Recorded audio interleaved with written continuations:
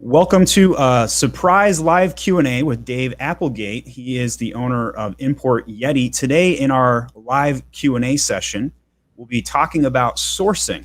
I met Dave about a month ago, and in our conversations, I just felt like he was kind of a genius, quite frankly. So I'm just really excited to talk to you today, Dave. Thanks for coming on. Oh, I'm excited to do it. You're flattering me a little much. I would definitely not use the word genius, but last time Dave and I spoke, he had the largest handlebar mustache ever. It was impressive. So Dave, I feel like I'm talking to a different person today. I feel like when I have the mustache, I struggle talking to you because I feel like it's not me talking. It's like to put context, I looked like I just left the child molester wing of a prison. Like, it was the dirtiest mustache you've ever seen. We're doing my main business is an e-commerce store, WrestlingMart, and we were doing a mustache growing competition, and I won, to say the least, but I lost in the long run. if you had lost, I would have loved to see the other guy. That's yeah. So for those that are joining our live session today, if you have any questions about sourcing, this is the video session for you. And if you're watching this on the replay, ask any sourcing question you could possibly come up with. I and hopefully Dave will go back through in the comment section and answer those questions as well. So Dave, let's do a little bit of introduction here, and tell us a little bit about who you are, what you've done, some origin stuff, and what you've been up to. Yeah. So my main business is WrestlingMart, and we're the world's largest specialty wrestling store. We sell like singlets and shoes and headgear and stuff like that for all the big brands, Asics, Adidas, Nike. We've got a brick and mortar store, which is, kind of right in the other room for me. It's 10,000 square feet. And then we've got e-com store as well, which is where we do most of our business. And with the pandemic, you can imagine selling wrestling products is kind of like selling heroin. The government frowns on it. So we've had, it's been brutal, but, as an organization, we're strong. And then we'll make it through this. But I've had a little more downtime than normal.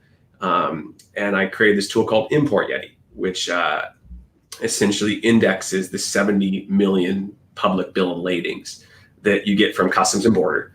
And what that allows you to do is you can type in a company like Lululemon and then see who their suppliers are. So, the way most people import products is they go on Alibaba and they type in barbells. And then, 70,000 results or something come up, and you have no idea which factory to choose. But with ImportYeti, you could say my favorite barbell maker is ABCD, plug them in, and then it'll say, hey, here's the factories they actually use in China and what their volume is. And I've been kind of focusing on that quite a bit during my, extra downtime, so to speak, from the pandemic. So you had this downtime, you came up with an idea, and where did it go from there? So what I did is I always am a huge believer kind of like testing things. So before I actually even built ImportYeti out, I went on Reddit and I said, hey, I'm running these reports within Tableau myself, because that's how I just import products personally. And got a ton of feedback, like, hey, I wanted to try to run this report. I want to try to run this report. And then we just iterated from there. And we just kind of, I make it a huge point of staying really close to the community. And then as they kind of give feedback, I just try to implement that. So I really create something in the customer's eyes. And it's just been a nonstop kind of, journey of learning that. And ImportYeti is totally free, by the way, costs nothing to use. Why would you give this thing away for free? That's a good question. So at a high level, there's a few different market segments that use the tool, and not all market segments are going to be free. But for the average person sourcing products, it will be free. When I say average, I mean like 99.9% of people. And then we're going to monetize it through kind of tasteful site sponsorship. So, companies like freight forwarders have super high customer acquisition costs. And if we can put things on the site saying, hey, if you're looking for a good freight forwarder, please check out this company. We use them ourselves and we know they're great. Or likewise with my Amazon guy, we could say, hey, here's an Amazon, consultancy firm that we really, really trust. If you're looking for one, please click on that. And that, we're trying to figure out which niches are going to work best, but I think that's going to monetize really, really well. Well, very good. Mara one says, well, lads, which is a great starting point to our Q&A. So if anybody has any sourcing questions, post them straight into the chat here. All right, so I'll get us kicked off here. So Dave, what is the number one mistake people make when sourcing? That's a good question. I think that for me, the number one it starts in the beginning. So like the way 90% of people source products, maybe even more than that, like 99%, is they go on Alibaba and they send a message out that says something like this. Like, I'm interested in importing guitar capos. What are your MOQs and what's the best price you can give me? Very transactional, tactical. Very, very transactional. And that's like akin to someone going to my Amazon guy saying like, hey, I want you to sell guitar capos for me on Amazon. Tell me the cost for doing this. And when you get phrased with a question like that, you have to say, okay, like if we backstep a little bit, like if you take any sort of service, the cost gets broken down into a lot of different subcomponents. So like if you're selling things on Amazon, like you have your ACOGs or your Amazon advertising, and you've got, the photography costs and the, writing the copy costs and the, just tons and tons of costs associated with that. And it's the same way with things like guitar capos. There's raw material costs, and there's shipping costs, and there's packaging costs, and there's human labor costs, and there's product and development costs, and it just goes on and on and on. So if you're trying to price something, and the way you're introing is, hey, tell me what the cost is, they're going to be very kind of, we'll say conservative in the way they price, because they don't know what kind of money they're going to make on something like that. And so you tend to get a much, much, much higher price out of the gate. So one of the things I've heard people say is you almost have to become like best friends with your suppliers, and you have to talk to them daily for weeks. Yeah. And that's not my cup of tea. I'm very bad at this. So I agree with you, by the way. I think if people have a transactional viewpoint to their brand building, they're probably going to lose when the Chinese just go direct with their own guitar capos and sell directly on Amazon, right? So like we're going to see Amazon become Alibaba from a transactional standpoint. All right, so that's the mistake that most people make. You set up some inherency here. Yep. And we're starting to get some questions. We'll get to those in a moment. So how does somebody overcome transactional mistake where they went all in on price? What should they do instead? Yeah, I think that the way I approach these things is, one, you have to know how guitar capos are made to that's step numero uno. And I try to tackle that two ways. The first way is I'll just go online and just start to research anything and everything I can about guitar capos, like sometimes they have like how it's made videos, and it's shocking how many how it's made videos are for products. And you could roughly start to grasp what matters. And then two, I'll create a fake company, and it'll call it, like, when I say fake company, I don't mean actually forming a company. It'll just be like, New Wave Consulting. And I'll message the factory and I'll say, hey, I'm interested in importing guitar capos. Help me understand about guitar capos.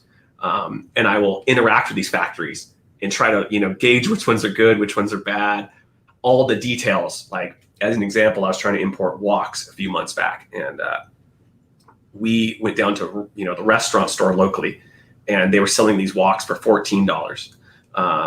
And I'm like, okay, so they're probably getting at least 50% product margin. And we found the factory that they were using with ImportYeti. And we message the factory, and we're like, hey, we're interested in importing woks. And they tell us the price is like $9.75 or something like that. And I'm like, there is no way these woks cost $9.75. It's just, not possible. But I start talking with them a lot, and I learned that the thickness of the steel makes a huge difference in the cost of the woks. And the wok that they were originally quoting me was like 10 millimeter or something like that, because that's what the average person wants. And the one the store was selling was like 4 millimeter or something like that. And if we got the lower millimeters, then it was a lot cheaper. And then we found out about the way the handles are riveted, and the different ways you do that makes a big difference on the cost. And the way it's packaged when it comes into port, because you can store a lot more woks if you package them certain ways versus other ways. We start to break down these cost structures, and I'm doing this without, really being me. It's just, kind of fake person. Right. And then when I go to actually interact with the company that I think is best, the way it goes is something like this. I say, hey, my name is Dave Applegate. I represent, this organization, and we're looking to find a partner to build walks with or to make walks. I'd love to hop on the phone with, if it's a small company, like your CEO, get to know more about this walk organization, explain our organization. You have to actually talk to people to do business? What is this? Yeah. And then since I already know the rough costs and everything and what I'm looking for, like it becomes way easier to like try to drive price down. Because if you're going from like, $650 down to $450, that might be semi-reasonable. If you're trying to go from $10 down to $450, not going to happen. Not going to happen. Yeah. All right. So AJ says, what's the best way to find manufacturers in the US? Is that something you can speak to, Dave? Yeah, I've done a lot of US manufacturing, and I am not going to say I'm an expert at it, but for me, it's a matter of hitting the pavement because there's not the same, Alibaba-like sites out there. And what I tend to do is I focus on the geographies that would specialize in something. So like, as an example, there's the fashion district in Los Angeles. And I know there's a lot of clothing companies there. So if I'm looking to make a garment in the United States, I will start just looking at the phone book or online for like clothing manufacturers in a specific location. Just like with any geography, talent tends to kind of, and not just talent, but like machinery and stuff tends to like, be in a specific area. And you want to focus in those areas where the talent is strong. If you're starting a startup, SF is a great place for that. If you're trying to import metal stuff, Rizal, China is the place for that. If you're trying to do clothing, Los Angeles is a great place for that. So that's a great tip. And I think that there's a reason why those things congregate, right? It's like the silicon effect. Mm-hmm. So all the Silicon Valley players are in one spot. And what happens is they go, a player will start at company A, but they'll end up migrating to company B, and both companies actually make out on that. Yeah. Because then person who started at company A and went to B goes to C, D, and then may end up back at A and run the thing. And so, it's really interesting to see that. So I think that's fascinating. All right. So Mero1 asks, if I start with a sourcing agent, I'll be happy with product, what you will find. How is that working then? Is he passing me on to manufacturer, or am I dealing with him all the time? That's a good question. I am generally speaking not a huge fan of sourcing agents unless it's a product that's extremely complicated or quality control is really tough. And what I tend to do is find the most intense, or the go directly to the factory and not have middlemen involved, because each person who gets involved in that kind of supply chain increases cost. And if there's no reason to justify that cost, I probably wouldn't do it. So I have also struggled on this question. And so for me, it's like a timing question, right? So like, do I have enough time to go make the sourcing happen? Or could I get a sourcing agent to go get me 3 quotes and talk to 3 manufacturers? But based on what you mentioned, Dave, that doing the quote situation where it's price and transactional I think is kind of what you're critiquing. And so a sourcing agent is not necessarily in the game of building the relationship, picking up the phone, like you described. So that kind of makes sense.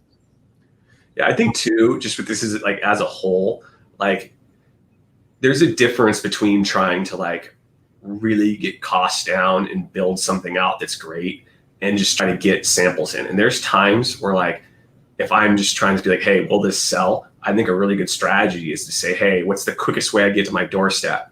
Not really think about, driving all the costs down. And then if the product sells like crazy, then I say, okay, step 2 is to, find the right factory, see if I can, increase my profit margin. So if you're doing it from that standpoint, I think it's fine. So Arish says, how can you confirm that you're actually dealing with the factory? This is a great question. Yeah.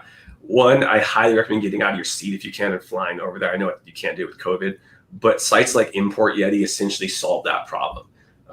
Because you can go online and see what the factory actually exports. And a really, really common thing in China, like just like how we have Amazon gurus that are all over YouTube, there are so many gurus all over the Chinese equivalent, where they're like, do you want to make a ton of money? Like, put up your factory on Alibaba. You don't even have to make anything, just put up a factory. And so these sites will say they make things, or these companies will say they make things they don't.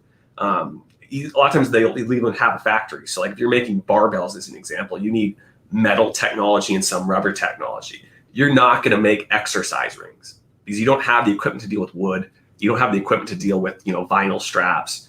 So what you do is you list that product, and then you have your buddy's factory who makes the exercise rings, and then you add, sell that as a value add product and then increase the price a little bit. And if you go on sites like ImportYeti, you can generally figure out pretty quickly what a factory is actually specializing in and what they spend the majority of their time making.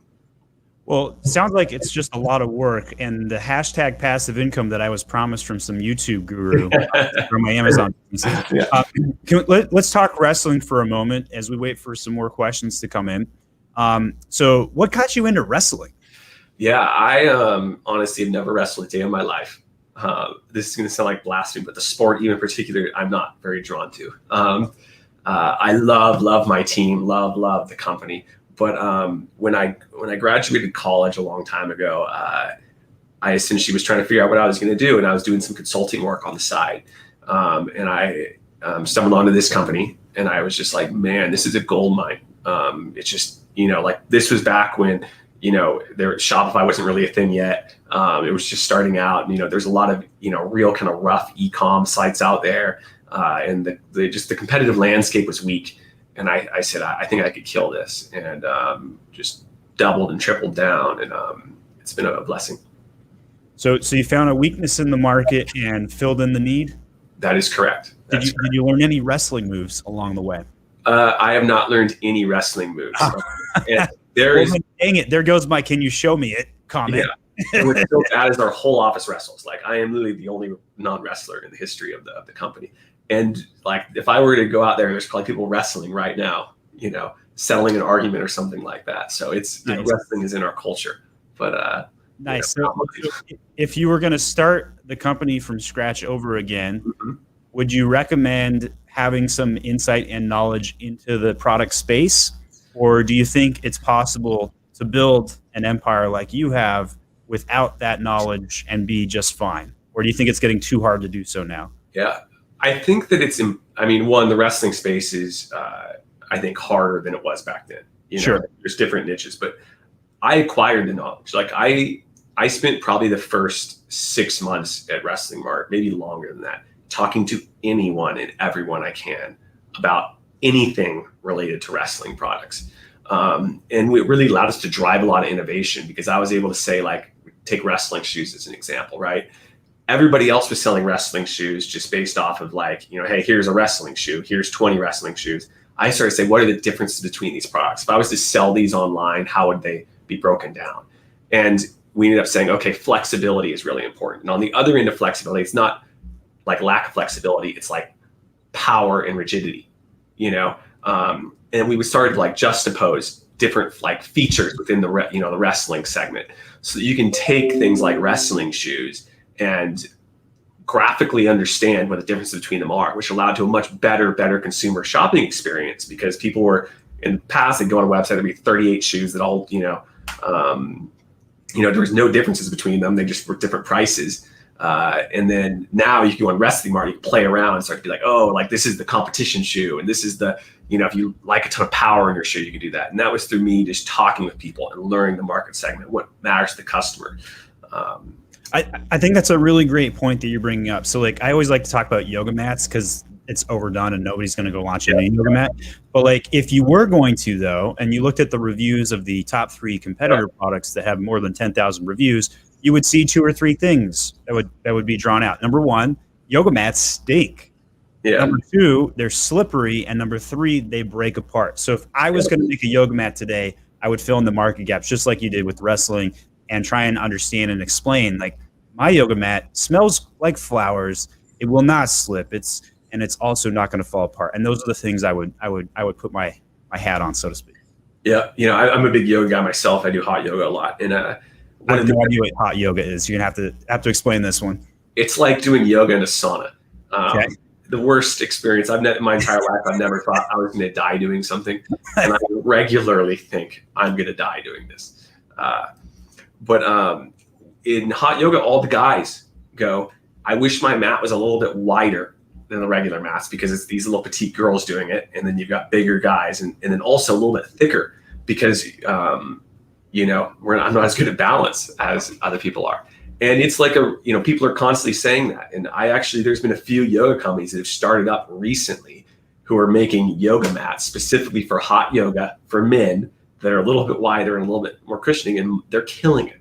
I never even would have known this niche existed had we not spoke today, Dave. And that is fascinating. This is also proof that it's still not too late to source an item, create a community, and launch your brand on Amazon because there's so many niches.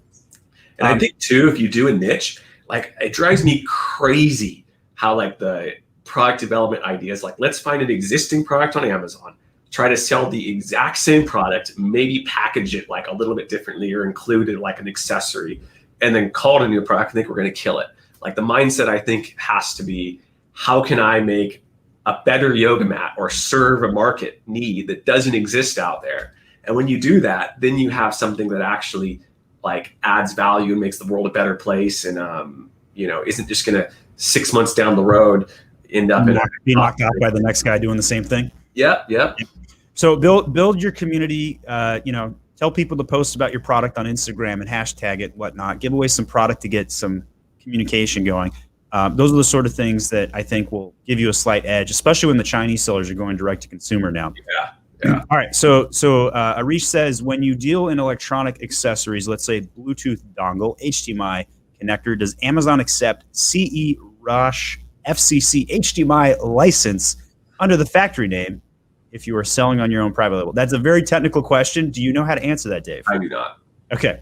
Sorry, Arish. Maybe if anybody listening to this in the replay knows the answer to that question, please tag it and leave it. We'll make sure we get that answer over. All right. I also do not know how to answer that question. Tom says, is there any preference or benefits in which country your supplies come from? China, Pakistan, India, assuming all costs are similar. Yeah. I import from a lot of different countries. I'm a huge fan of Pakistan right now. I visited there a few years back. And I think that for me, there are cost differences between countries, and you can't deny that.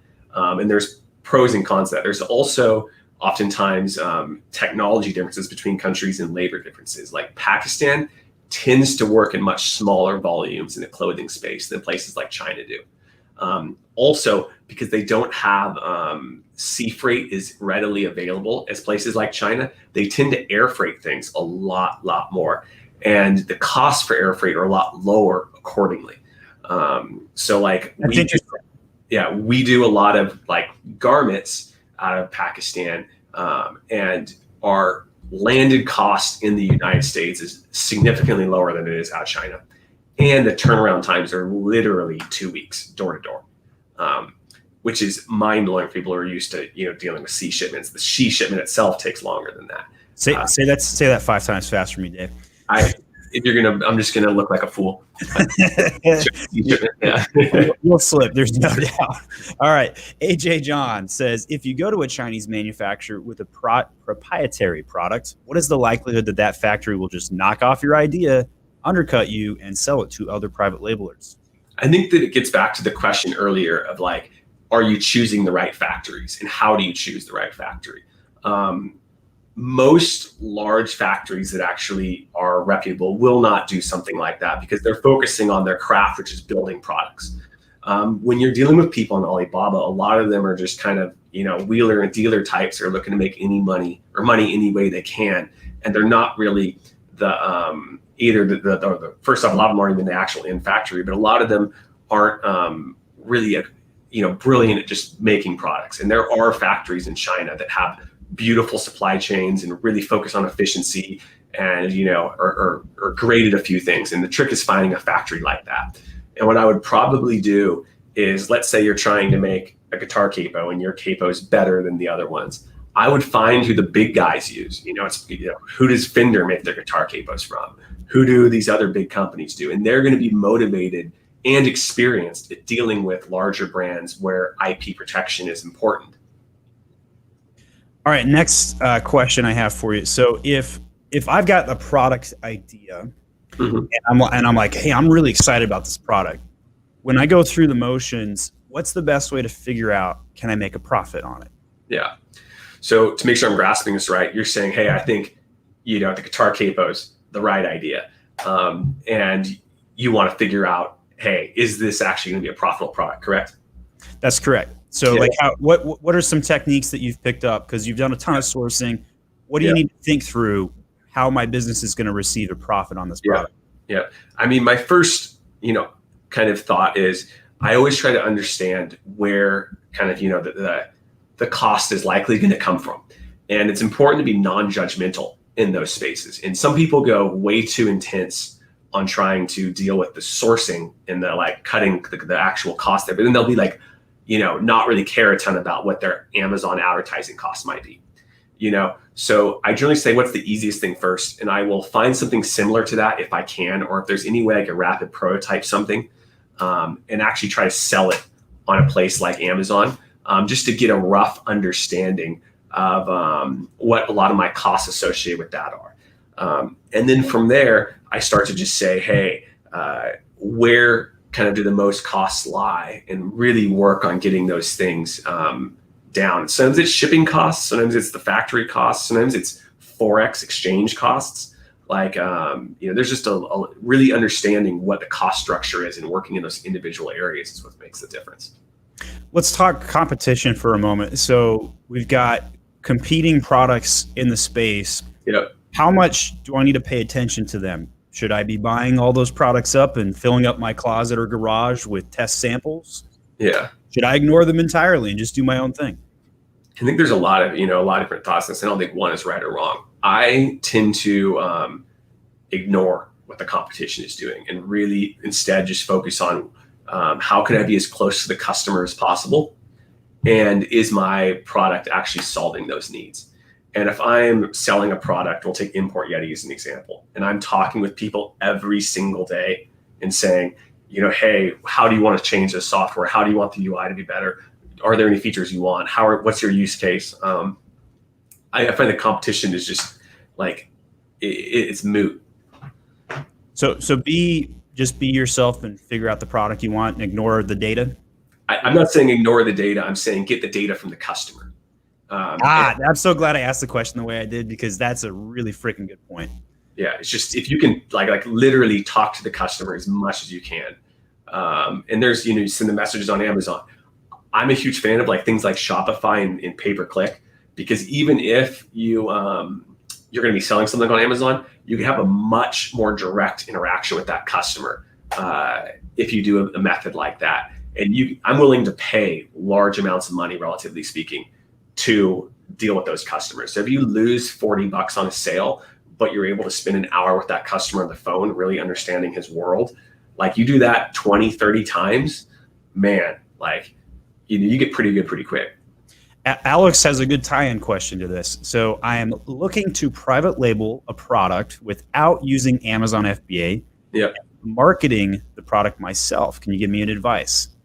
Yeah, I think that when I do things like that, I say, how would a customer find a product like this? Like, what is the path to product? And it's going to vary a lot depending on the, product. So like if you've got guitar capos, I'm using as an example, it's sitting on my desk, and I play guitar. There are like 50 extremely active guitar forums online, like extremely active, like just crazy people that are all the time talking about their guitars. And like, that's like a really good path to customer, because you could say like, how can I get involved in these communities and, then sell my product? Now, if you're selling like complicated tax software as an example, like there's no, like the path to customer is not that clean. And instead it might be, keywords. Maybe people are talking, all the time going into Google and being like, how do I, compute, penalties on payroll tax or something like that. And then that might be your path to customer, pay-per-click. But really saying like, what are the customer entry points, and how can I interject myself into those customer kind of pathways? Does that do you think that answers the question? I think it does. It makes me think about brain analytics inside of Seller Central. So I'm going to take a moment and actually show some of the really cool things that are available in here. And I'm going to share my screen. And David, if you got any comments, you're welcome to add them in here. This is my own Monster account, and this shows the age demographics. And you can look at the date range here. I'm going to go quarterly here. And as we scroll down and look at some of this data, so it calculates age. So I skew 25 to 30, 34. As we scroll down, we look at household income. A lot of information not available, but we got it scrolled down here, and then we got kind of 50,000 to 100,000 households, pretty equal there. So I don't skew rich or affluent, I guess is the PC term. And then we come down here, and it's some college, kind of wins out a little bit over bachelor's degree. And then here's the fun one. So my product here as a wine glass or a funny wine glass skews heavily female. So we're looking at 60, 40, 65, 35 almost. And that's very helpful. When you run this exercise, and by the way, if anybody wants to look at their own demographics on their own brand dashboard, I just put a link in the chat. Give that a whirl. And basically, the benefit of being able to come in and look at some of this data and extrapolate more information about your target user, which by the way, I think Dave's point of going to a forum where these people are in a community and they're speaking with each other is superior than looking at these hard demographics.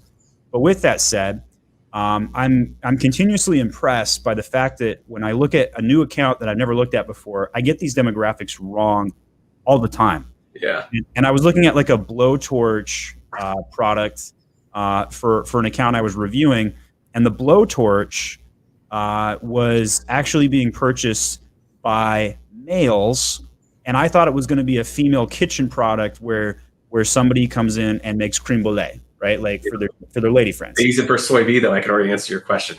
And so like you're the target demographic. Apparently, I had no idea, right? So like in my head, I was thinking, female, and it's totally male, and it's probably and I have no idea what your marital status is, but in my mind, I'm now thinking like it's probably divorced men who want to impress the ladies, and they're bringing them over, and they also like to smoke cigars, right? So did I? Yeah, and so maybe, but yeah, I'm like a avid cook, and if anybody wants a good product idea, I am afraid to do this, but roofing torches, they're like they cost like $19 at Harbor Freight. It's like a blowtorch times 30. Wow. And use them to sear steaks.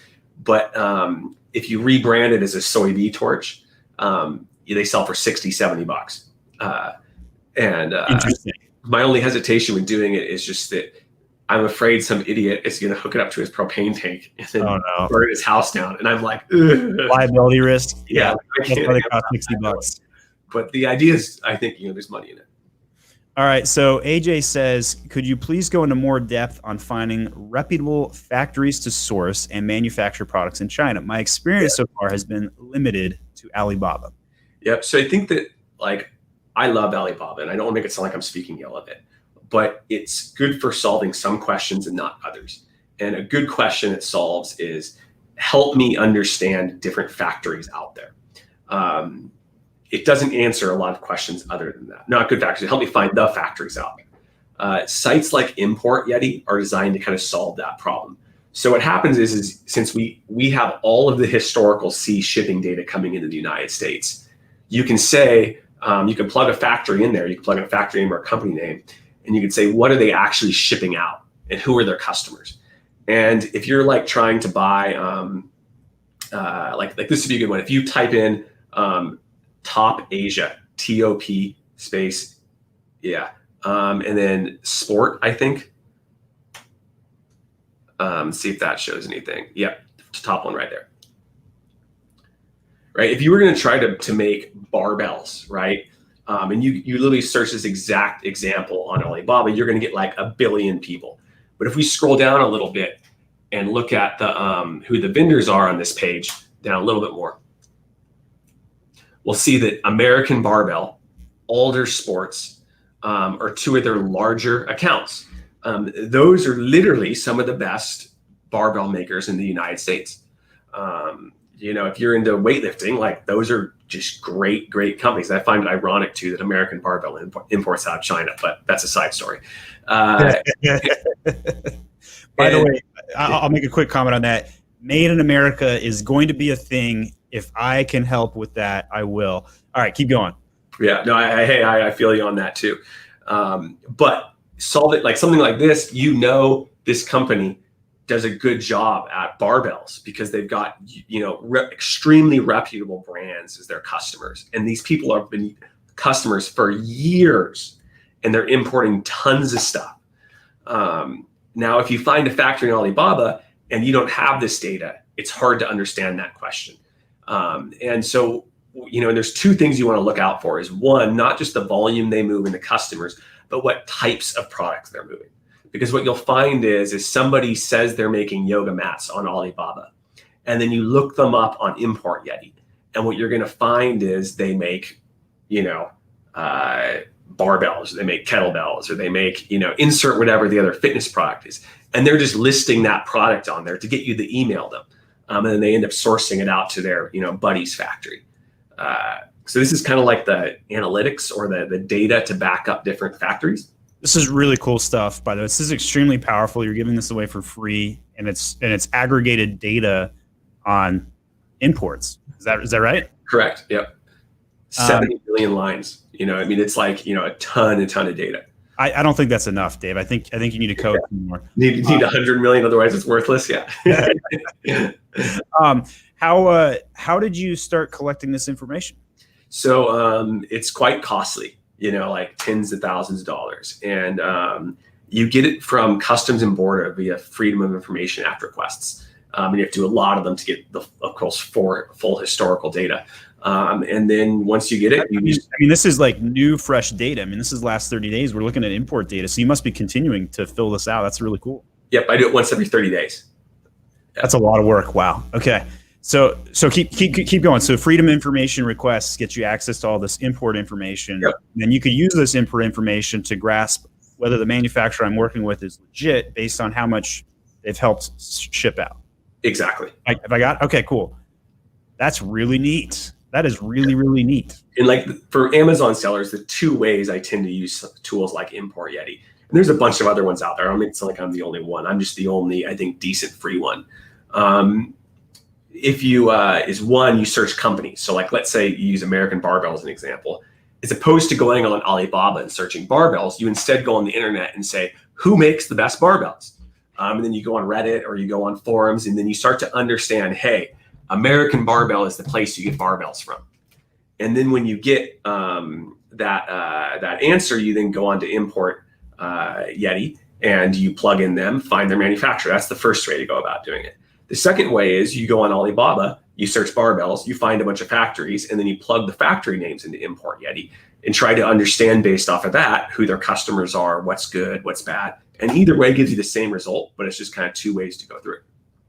So what else could you do with this data? Could you kind of figure out seasonality potentially?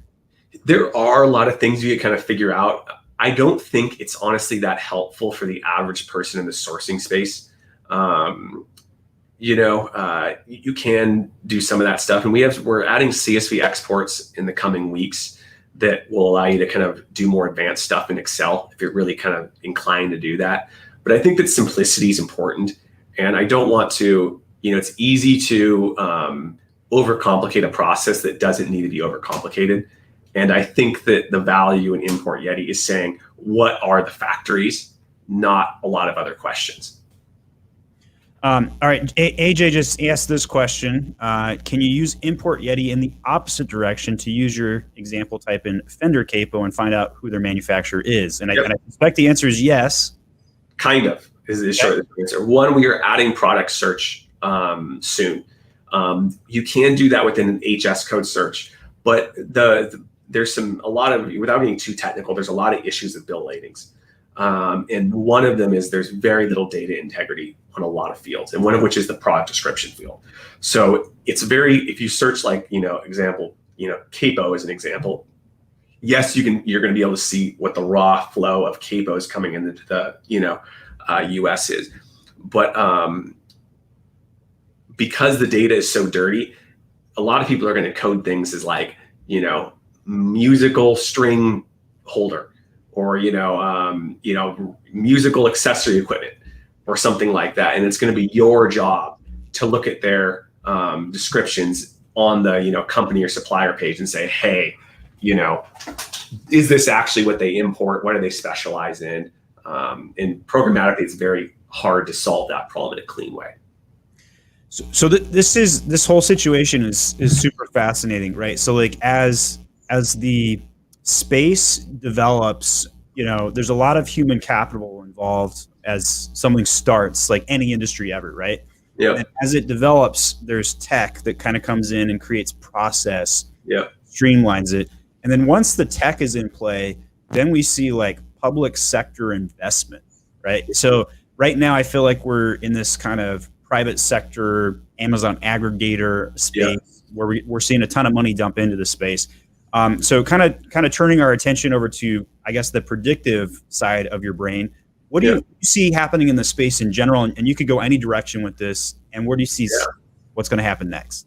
I think it's a fair question. I'll kind of answer this story. When I was one of my first businesses, I sold things on eBay like a billion years ago. And it was, much to my mother's just absolute pain. I was selling tobacco paraphernalia. Nice. 12 or 13 or something like that. And I was cigar. Oh, ouch. So, you can imagine having a collection of hookahs at 13. So when I first started out this, I introduced Dave as like a genius, and I meant it, guys. Like as a 12 or 13-year-old kid, like this guy figured out e-commerce, guys. So like keep going. This is fun.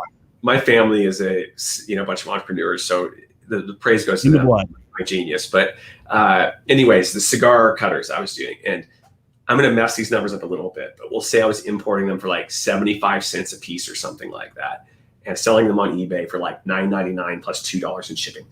And eBay takes 15% or something like that. And I was just making a fortune for someone my age. Like, you sell 10 or 15 of those things, you're getting a few $100 a day at that age. It's like, you're set. Feeling drunk. Every PS game you ever need. Yeah. Yeah. I mean, literally. And it was like, let's say month one that stayed that way. And then month two, I had to drop my price down to like $8.99 or something like that to, keep the sales up. And then it went to $6.99 and then $5.99 and then $5.99 with free shipping and then $4.99. And then did you get fidget spinnered? Perfect example of it. Perfect example. Fidget spinners is the exact same thing. But it was just a little bit slower, and eventually I was like, dude, I can't make any money off of these. And what was happening was first I was the only one in the market, and then a lot of other smart people in the United States started to hop on eBay and started to sell it. And then the Chinese manufacturers got involved. And those were prices I could just not compete with.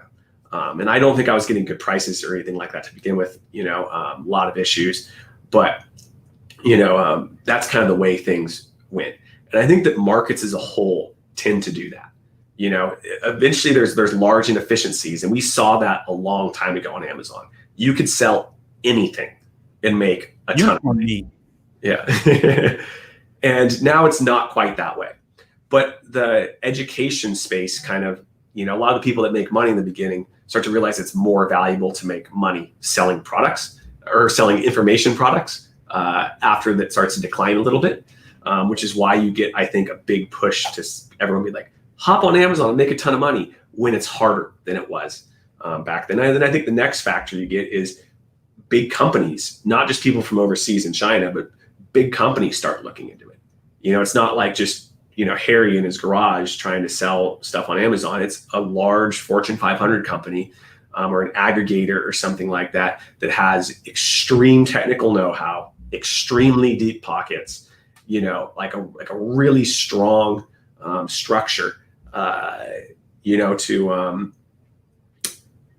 make money. And so you end up kind of like squeezing downward. And I think we're seeing that with Amazon. And I'm super, super bullish on Amazon. Love Amazon. So am I, by the way. You're basically giving the same speech I've been giving this month. So keep going. I agree with everything you're talking about.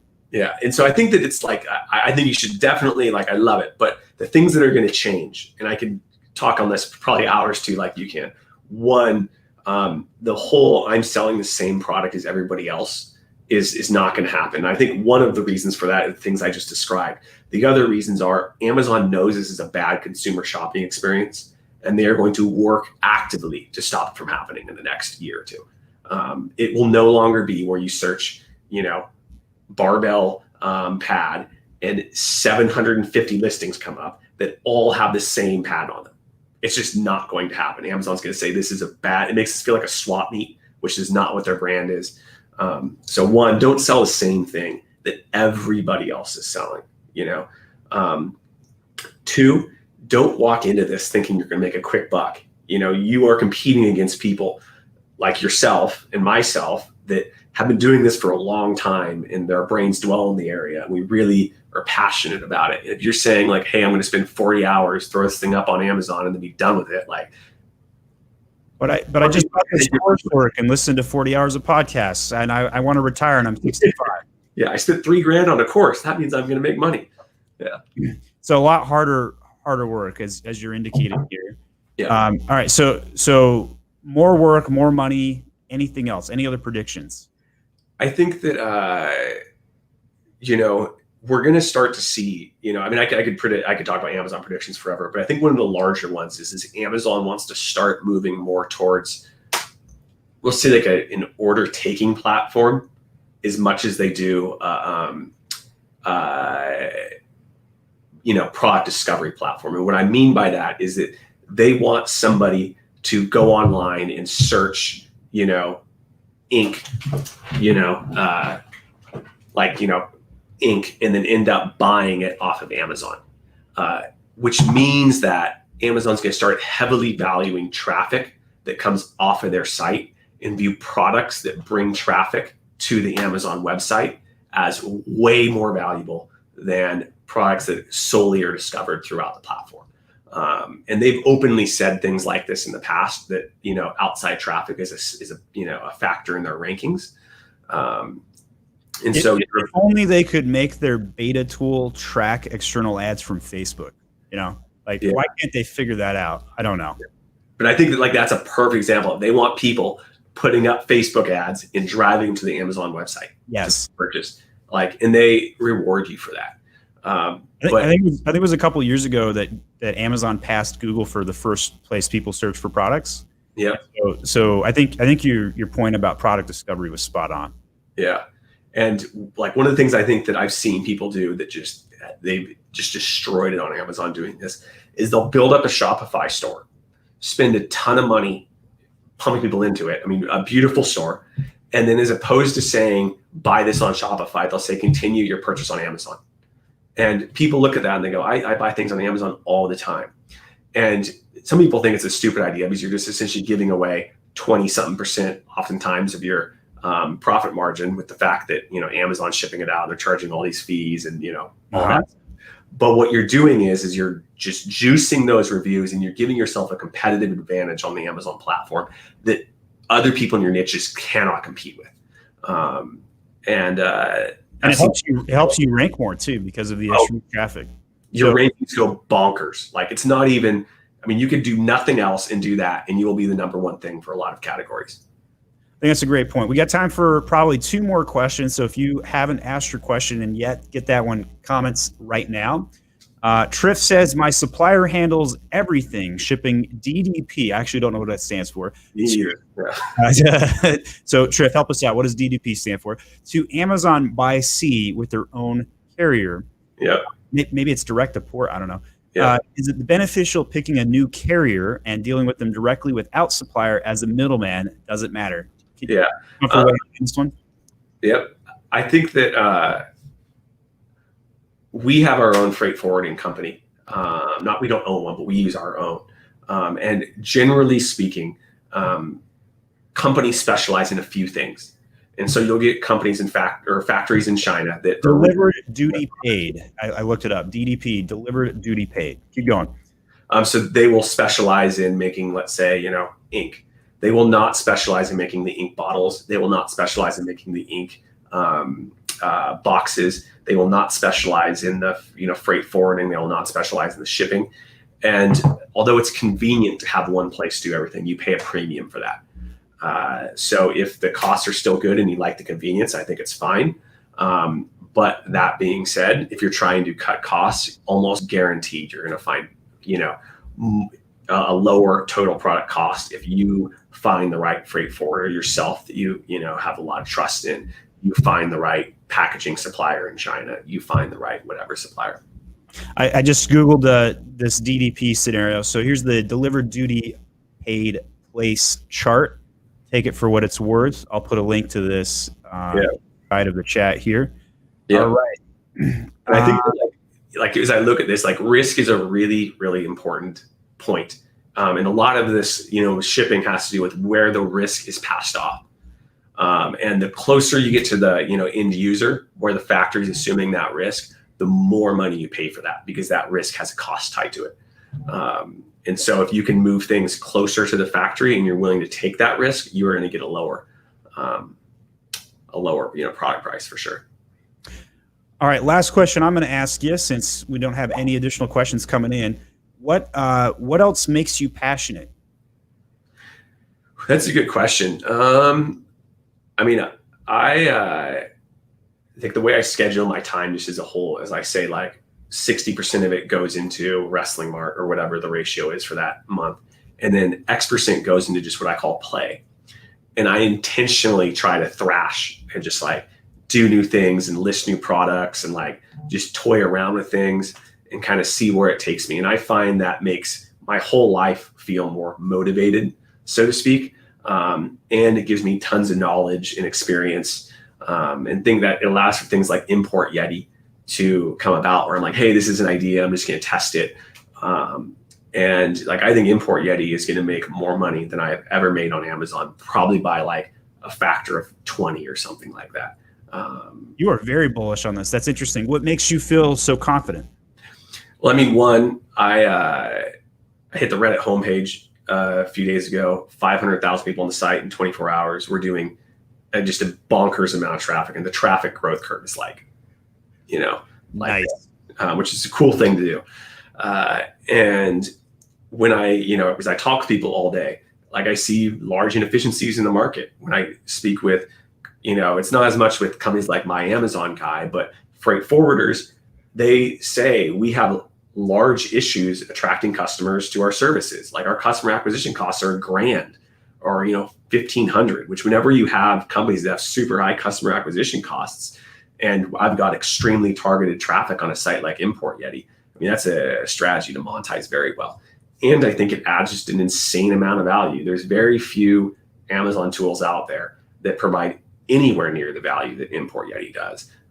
And some of that might just be me. I'm not a fan of Jungle Scout and Helium 10 for a lot of features that I think they say they're good at. I think it's better to learn how to do that stuff manually and use your own kind of judgment. But the sourcing part is something you have to use. And tools like ImportYeti are the only solution to solving a certain segment of that, unless you're willing to go to China and spend crazy amounts of time in China, which is still better, but there's logistical challenges for doing that. So I went ahead and found the thread that you had on the viral, and this thing has 64,000 upvotes from 15 days ago, and I can't count how many fake Reddit awards. Yeah. So I think this might be resonating just a little bit. Yeah. Holy smokes! Wow. Let's see. What was one or two questions that kind of you thought were interesting, or some of the dialogue in here? I mean, the stuff I just thought was interesting was probably not, the consumer or people on this call might not, but I really enjoyed the stuff when people start bashing capitalism. And there was a whole thread in there about how, a communist revolution is going to start, which is pretty funny. But I think that, what I try to do is when I look at these threads is try to get feedback from people. That's why I post it places. And, I think some of the big takeaways for me is, one, we have to add product search as one of your, someone on the call alluded to already. And I'm really trying to work out how to do that and return meaningful results. And then two, people want CSV exports, and there was like 150, small little bugs that people saw, which is cool to fix those as well. Oh, I bet you had more QA coming from the public than you ever could have imagined. Yeah, I mean, I'm just looking at the top threads here, and people are pretty impressed on the first take. This could upend entire industries. Very impressive. Yeah. So yeah, I think that's pretty cool. So your bullish comment checks out. I think, Dave. I think the social proof is right here. All right. So we got one last question concerning Trump tariffs. Yep. And then we will be wrapping here momentarily. So any idea when the Trump added tariff for item made in China will be removed? The extra 25% is killing the margin and struggling to source a supplier outside China. Yeah. So one, as I start to give this conversation, I want to say that I am not a customs tax lawyer. So, you have to sanity check some of the things I'm saying. This is a crazy guy in his kitchen making predictions. Got it. Correct. What I think, I won't know when they're going to take those tariffs away, but I can tell you how strategies that either myself or other people have used to try to mitigate those tariffs. I think there's a lot of things you can do. The first thing is understanding the costing of your product and how it's billed. You can do legal things to reduce the way your bill is being shown as it comes in the country. And like, as an example, the way most costing works with guitar capos is you would say, hey, it's a $6 unit price or something like that, whatever it ends up being. But really a certain amount of it goes into R&D. A certain amount of it goes into, if they're doing photography for you. And you could sometimes say that out of that $10,000 purchase, $9,000 or $1,000 or $1,500 of which is not really related to the product at all. They're just billing it into the product because it's more convenient. And if you separate that stuff out, you can reduce your Trump tariffs a certain amount that way. The second thing is really understanding with a particular product what countries you can import it out of, and oftentimes shifting countries can be a big win. People are super into importing things from China, and I love China, but it becomes this go-to crux, or people just assume the product comes out of China, and starting to ask, what are the other places that make this? Like I mentioned, we made a lot of clothing historically in the United States. Our cost for the clothing in the United States was on par, if not cheaper than what it was in China. Now that should be surprising to a lot of people. It's because the cost to ship the things, was inventory carrying costs we had when we dealt with things with China. Lots of challenges with that. And it's a true statement that if we quoted the price from China, it was $11 and it was $14 or something like that out of Los Angeles. But there was $3 added into that, and banking fees and tariffs, and this is pre-Trump tariffs, and imports, freight forwarding, and the fact we had to buy crazy quantities of it because we had to have a 4-month supply because of the fact that it took 4 months to get in, whereas if it was in Los Angeles, we could get it done in a week. There's costs associated with that stuff. So sneaking, this is the last question we take today. Electrozone says, my question is, what is the best and less expensive method for shipping from China to Canada? Because now I'm using DHL. I use DHL for my international shipments. For me, it depends on what the manufacturer tends to use. With more domestic shipping services like DHL, UPS, things like that, they tend to negotiate rates with whoever does the most volume. And although we import products via air, it's not like we're doing it in enough of a frequency that we would be bigger than a factory would. So they've likely negotiated rates better than you ever will. And if they're not negotiating rates, I would talk to them about that. Dave, thank you so much for coming on our podcast. This is the My Amazon Guy podcast. We're going to be doing more live Q&As with experts like Dave Applegate with ImportYeti. I've posted links into the comment section so you could go see his website, check it out yourself. Feel free to leave comments with your feedback, or go check out the 65,000 upvoted Reddit viral thread from a couple weeks ago, which is impressive. You're definitely internet famous, Dave. So thanks for coming on. Yeah, and that feedback thing, I really do appreciate. Really, if any of you guys want to reach out to me, send me an email. I'll just say hi. I love to interact with people. Any sort of feedback on the site, no matter how brutal. If you don't like the way a button's placed, or you think the color of something is off, I want to hear it. It really makes a big difference. The passion can be heard in your voice. Thanks so much, and we appreciate you coming on. Have a good weekend. Cheers.